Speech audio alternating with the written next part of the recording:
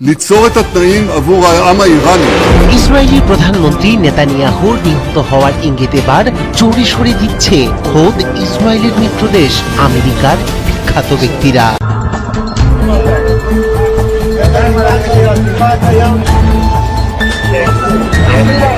ইরানের এক ভয়াবহ আকস্মিক এবং সুনির্দিষ্ট হামলায় স্বয়ং নেতানিয়াহু, তার স্ত্রী এবং ইসরায়েলের প্রতিরক্ষা মন্ত্রী নিহত হয়েছেন এমনই এক খবর এখন বিশ্বজুড়ে রীতিমতো তোলপাড় সৃষ্টি করেছে।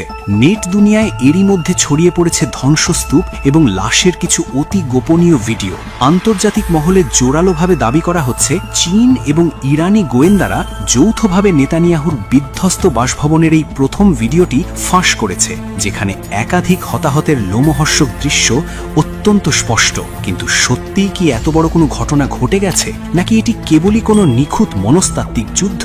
সন্দেহ এবং সাসপেন্স আরও বহুগুণ ঘনীভূত হচ্ছে খোদ ইসরায়েলের অভ্যন্তরীণ কিছু চরম অস্বাভাবিক ঘটনাকে কেন্দ্র করে। ইসরায়েলের সর্বশেষ রাষ্ট্রীয় সামরিক কাউন্সিলের এক অত্যন্ত গুরুত্বপূর্ণ এবং জরুরি বৈঠক অনুষ্ঠিত হয়েছে, যেখানে নেতানিয়াহু ছিলেন রহস্যজনকভাবে অনুপস্থিত।